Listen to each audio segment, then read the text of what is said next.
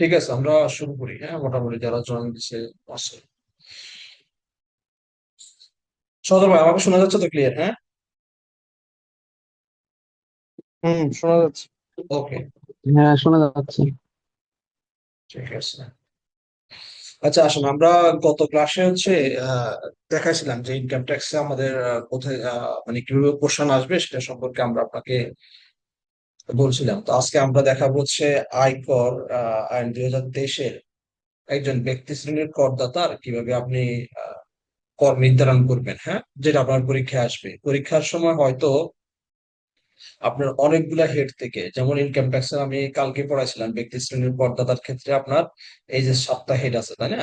এই 7টা হেড থেকে পরীক্ষার সময় হয়তো একটা হেড দিয়ে সেখান থেকে ছোট্ট একটা ম্যাথ আসতে পারে, অথবা আপনার দুইটা তিনটা হেডকে ছোট ছোট করে দিয়ে কিছু অংশ দিয়ে সেটাকে কম্বাইন্ড করে একটা ম্যাথ আসতে পারে, অথবা 7টা হেড থেকেও একটা বড় ম্যাথ আসতে পারে। সেটা কিভাবে আসবে সেটা আমরা কনফার্ম নয়, কিন্তু এভাবে আসতে পারে আর কি। তো আপনি যদি 7টা হেড সম্পর্কেই জানেন, ভালো করে ধারণা থাকে আপনার, তাহলে যেখান থেকে আসুক, সেটা ছোট একটা হেড থেকে আসুক অথবা সব মিলে আসুক, দুটা থেকে আসুক, তিনটা থেকে আসুক, সেটা আপনি কম্বাইন্ড করে একটা আনসার করতে পারবেন। তো আমরা বিস্তারিত বা ধাপে ধাপে একটার পর একটা একটা করে আমরা হেড গুলা নিয়ে আলোচনা করব। তো দেখেন, ইনকাম ট্যাক্স অ্যাক্ট 2023-এর সেকশন 30 মানে ধারা 30-এ এই যে ব্যক্তি শ্রেণীর করদাতার টোটাল আয় পরিগণনার জন্য 7টি হেড, হ্যাঁ 7 হেড যেখানে দেওয়া আছে। প্রথম চাকরি থেকে আয়। এটা আপনি একটু পড়ে নেবেন, কারণ আপনার যদি ধরেন 5 নম্বরের কোশ্চেন আসলো, হ্যাঁ, যে আয়ের 7টি হেড লেখো, তখন আপনি যদি এই যে 1 2 3 4 5 6 7 লিখে দেন, হ্যাঁ 7 লিখে শুধু এই কথাটা লিখলেন, সেক্ষেত্রে আপনাকে হয়তো 3 মার্কস দিতে পারে, অথবা সর্বোচ্চ 4 মার্কস দিল। আর আপনি যদি এই ধারাগুলো মেনশন করতে পারেন, সেক্ষেত্রে আপনার 5 5 পাওয়ার পসিবিলিটি আছে। সেম একই ক্ষেত্রে ম্যাথের সময় যদি আপনি পাশে ধারাটা উল্লেখ করে দিতে পারেন, তাহলে হয়তো আপনার কোশ্চেনটা আরো ভালোভাবে ইভ্যালুয়েশন হবে আর কি। তো 7টা খাতের মধ্যে প্রথম চাকরি থেকে হাই, ইনকাম ইনকাম ফ্রম এমপ্লয়মেন্ট। দ্বিতীয় ভাড়া হইতে আয়, ইনকাম ফ্রম রেন্ট। 3 নম্বর কৃষি হইতে আয়, ইনকাম ফ্রম এগ্রিকালচার। 4 নম্বর ব্যবসা থেকে আয়, income from business and profession. 5 নম্বর মূলধনী আয় বা মূলধনী মুনাফা, ক্যাপিটাল গেইন বা ক্যাপিটাল ইনকাম। আর্থিক পরিসম্পদ হইতে আয়, ইনকাম ফ্রম ফাইন্যান্সিয়াল অ্যাসেট। আর এর বাইরে যদি কোনো আয় থাকে, বৈধ আয় থাকে, সেটা অন্যান্য উৎস থেকে আয় হিসেবে পরিগণিত হবে। এবং সেকশন গুলো মনে রাখার একেবারেই সহজ টেকনিক আছে কি, দেখেন আপনি যদি একটু খেয়াল করেন, দেখেন 32 থেকে 34, যেখানে 34 শেষ, পরে 34, আবার 35 থেকে 49, যেখানে 49, সরি 39, যেখানে 39 শেষ, 39 তার 40 থেকে 44, তাহলে এইভাবে করে একেবারে 69-এর গিয়ে এই সেকশনটা, 7টা হেডের সেকশনটা শেষ হয়েছে। তো আপনি একটু এটা দেখে নিবেন, পড়ে নিবেন। তাহলে আজকে 7টা হেডের মধ্যে আমরা একটা হেড নিয়ে হয়তো বিস্তারিত আলোচনা করব। সেটি প্রথমটি, ইনকাম ফ্রম এমপ্লয়মেন্ট, মানে চাকরি হইতে আয়। তো আজকে চাকরি হইতে আয় আমরা প্রথমত বেসরকারি যারা আছে, যারা বেসরকারি চাকরিজীবী, আমরা তাদেরটা দেখবো। এরপর বেসরকারি যখন শেষ হবে, তার সাথে আমরা প্রথমে আপনাকে বলছিলাম যে আমরা এক লাইনে, কেউ কেউ ওয়েটিং করতেছে, ওকে, তাহলে কোথায় ছিলাম? আচ্ছা, যেখানে আহ যদি গভর্নমেন্ট কোনো এমপ্লয়ি হয়ে থাকে, সরকারি কর্মচারী হয়ে থাকে, সেক্ষেত্রে আমরা আহ তাদের ক্যালকুলেশন কিভাবে করবো সেটা আমরা এক লাইনে আপনাকে বা কিছু কথার মধ্যে আপনাকে বুঝিয়ে দেবো, সেটা আপনি পারবেন। তো আজকে আমরা দেখবো প্রথমে বেসরকারি কর্মচারী। দেখেন, চাকরি থেকে করযোগ্য আয় নির্ধারণ, মানে একটা লোক তো চাকরি থেকে অনেক ভ্যারাইটিস রকম ইনকাম করে, হ্যাঁ, তো সেগুলো কোনগুলো কিভাবে আনবেন সেটার একটা এখানে মানে ফুল ফর্মুলা দেওয়া আছে, দেখবেন আপনি। যেমন বেতন, মূল বেতন, বেসিক স্যালারি, সে যে স্যালারি পাবে সেটা সম্পূর্ণ তার ইনকামের সাথে যোগ হবে, মানে আপনি ক্যালকুলেশনে নিয়ে আসবেন পরীক্ষা, মানে সম্পূর্ণ যোগ হবে, মানে আপনি পরীক্ষার খাতায় এটাকে ক্যালকুলেশনে রাখবেন, আপনার ম্যাথে যোগ করবেন একটার সাথে একটা। ডিয়ারনেস অ্যালাউন্স বা মহার্ঘ ভাতা যদি থাকে, সেটা আসবে। বোনাস আসবে, হ্যাঁ। এই বোনাস বলতে যত রকমের বোনাস আছে, শুধু যে ফেস্টিভ্যাল বোনাস তা না। অন্যান্য আরো অনেক কোম্পানির অনেক রকম বোনাস থাকে। যত রকম বোনাস থাকবে সবই হচ্ছে আপনার এখানে আসবে, কমিশন ও ফ্রি। তারপর অগ্রিম বেতন, কেউ যদি বেতনের বাইরে গিয়ে সে অগ্রিম বেতন নেয়, সেটাও কিন্তু তার ওই কর বর্ষের জন্য। হ্যাঁ, আপনি যখন ক্যালকুলেশন করবেন সেক্ষেত্রে এটাকে আপনাকে মোট কর গণনার মধ্যে নিয়ে আসতে হবে, অগ্রিম বেতন। যদি কোনো বকেয়া বেতনের অ্যাডজাস্টমেন্ট থাকে সেটাও আসবে। এখানে একটা কথা আছে, দেখেন, সম্পূর্ণ যোগ হবে তবে পূর্ববর্তী বছরের কর আরোপিত না হয়ে থাকলে। মানে ধরেন তার বকেয়া আছে কিন্তু সেটার উপর তিনি পূর্ববর্তী বছরের ট্যাক্স দিয়ে দিচ্ছেন, তাহলে সেক্ষেত্রে আর এটার উপর ট্যাক্স আসবে না। মনে রাখবেন, ইনকামের উপর ট্যাক্স একবার হয়, কখনো ইনকামের উপর ট্যাক্স দুইবার হয় না, কোথাও হয় না। ট্যাক্স মানে ট্যাক্সের উপর কোনো ট্যাক্স হয় না আর কি। আপনি যেটার উপর ট্যাক্স একবার দিয়ে দিয়েছেন সেটা বৈধ হয়ে গেছে, সেটার উপর আর সেকেন্ড টাইম ট্যাক্স দেওয়া লাগবে না। তারপর লিভ এনক্যাশমেন্ট মানে ছুটির নগদায়ন যদি থাকে সেক্ষেত্রে সেটা সম্পূর্ণ আসবে।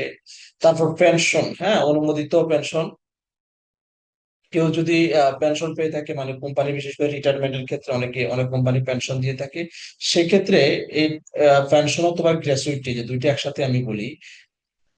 এই যে দেখেন, এখানে বলছি কি সম্পূর্ণ করমুক্ত, মানে পেনশন থেকে কেউ যদি কোনো টাকা পেয়ে থাকে সেটা যত পরিমাণ হোক, 1 কোটি, 2 কোটি, 10 কোটি, সম্পূর্ণ টাকাটাই হচ্ছে তার। এই আপনি কর পরিগণনার মধ্যে, মানে এটার উপর তাকে কর দিতে হবে না, কর পরিগণনার মধ্যে আসবে না। আপনি পরীক্ষা দেখাবেন কিভাবে? ধরেন পেনশন থেকে আয় 20 কোটি টাকা মাইনাস করমুক্ত, করমুক্ত বা এক্সাম্পশন হচ্ছে কত, 20 কোটি।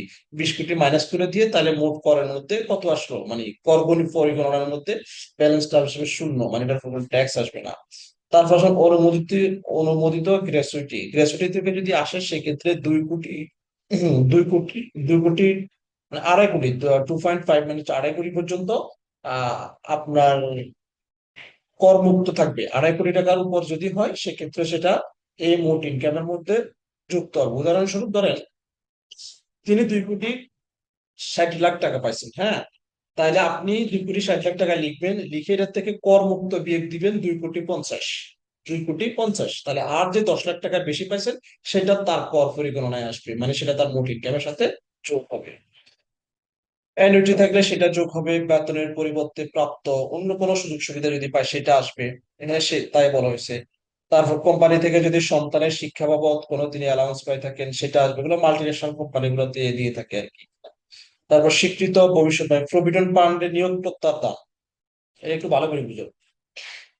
প্রভিডেন্ট ফান্ড তো আমরা জানি, এই প্রভিডেন্ট ফান্ড কিন্তু ওই যে 1925 সাল, হ্যাঁ, যে প্রভিডেন্ট ফান্ড আছে সেটার আওতাধীন যদি প্রভিডেন্ট ফান্ড হয়, তাহলে সেই প্রভিডেন্ট ফান্ডে নিয়ম কি, প্রভিডেন্ট ফান্ডে দুজনেই নিয়োগ করে। মানে আপ- আমি ধরেন আহ চাকরিজীবী বা একজন এমপ্লয়ি, তাহলে আমিও কি করব, মাস শেষে একটা ওখানে বিনিয়োগ করবো, আবার সেম পরিমাণ অর্থ কোম্পানিও কি করবে আমার জন্য ওই খাতে প্রভিডেন্ট ফান্ডে বিনিয়োগ করবে।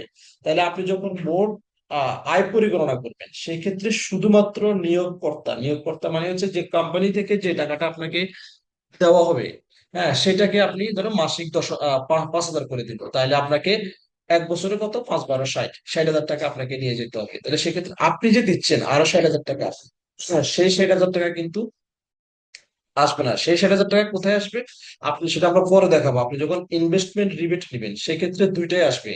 সেক্ষেত্রে আপনার মালিক যেটা দিচ্ছে 60,000 টাকা, এবং আপনি যে 60,000 টাকা দিচ্ছেন সেই 60,000 টাকা, টোটাল 1,20,000 টাকা, পুরোটাই আপনার ইনভেস্টমেন্ট রিবেট ক্যালকুলেশনের জন্য আসবে। কিন্তু মোট আয় পরিগণনার ক্ষেত্রে শুধু একটি অংশ আসবে, সেটি কোনটি, সেটি হলো শুধুমাত্র কোম্পানি থেকে যেটা দিবে, মানে কোম্পানি বলতে নিয়োগকর্তা দিয়ে, যে আপনি যার অধীনে চাকরি করেন তিনি যত করবেন ততটুকুই।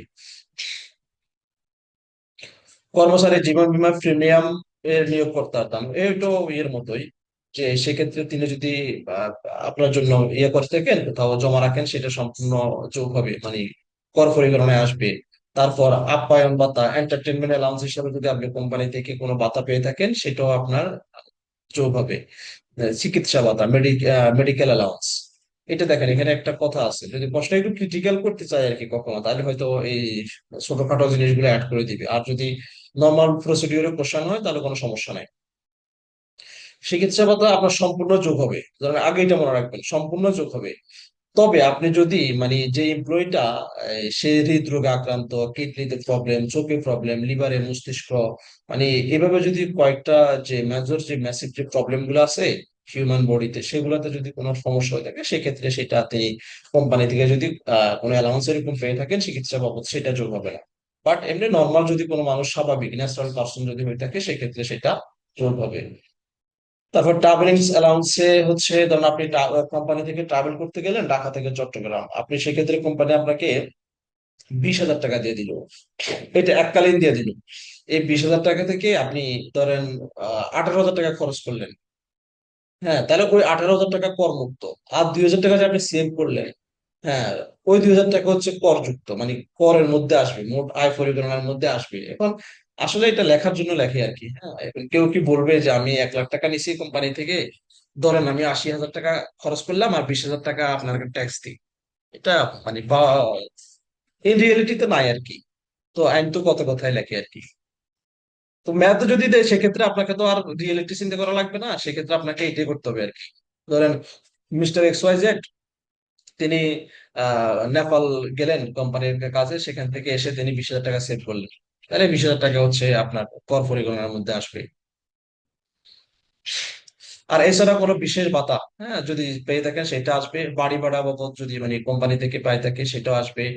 বিনামূল্যে কোনো বাসস্থান, যে এটা একটু দেখেন, বিনামূল্যে একটু বাসস্থান, রেন্ট ফ্রি অ্যাকোমোডেশন, বাসস্থানের বার্ষিক মানে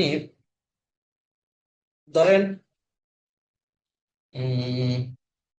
আপনাকে 20,000 টাকা করে দিল, হ্যাঁ, যে বাসস্থানের জন্য, অথবা একটা অ্যানুয়াল ভ্যালু নির্ধারণ করে দিছে, তাহলে এই দুটোর মধ্যে যেটি বড়, হ্যাঁ, সেটি হচ্ছে আপনার মোট আয় পরিগণনার মধ্যে আসবে, এই আর কি।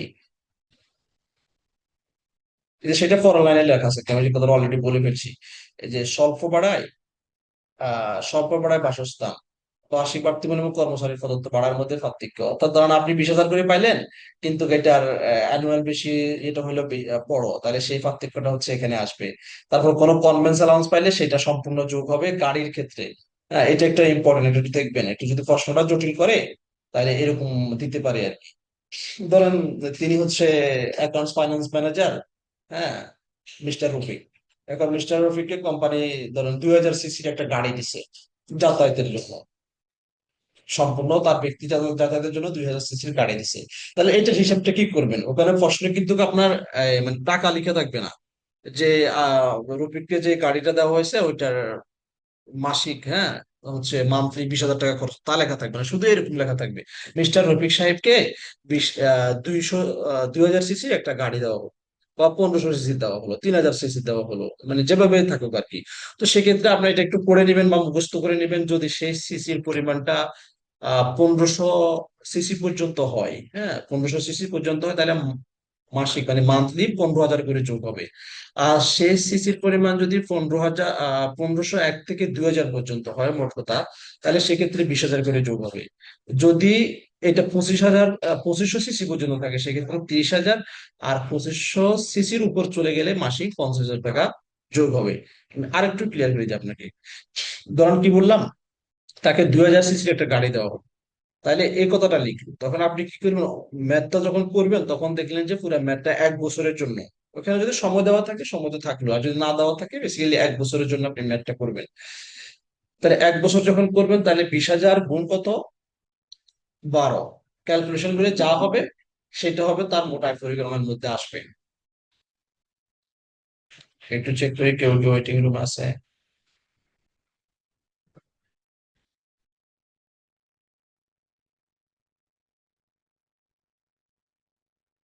ওকে, কারো বুঝতে অসুবিধা হলে হ্যাঁ কোশ্চেন করেন, সমস্যা নাই। তাহলে এইভাবে আপনি গাড়ির সুবিধা যদি কেউ পেয়ে থাকে সেটা কিভাবে ক্যালকুলেশন করবেন।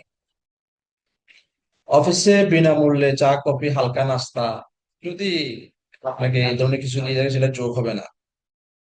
যেমন আমার অফিসে 10 টাকার বিস্কিট দেয় সকালে, হ্যাঁ, বিকেলে 10 টাকার বিস্কিট দেয়, তো ওইটা যোগ হবে না আর কি।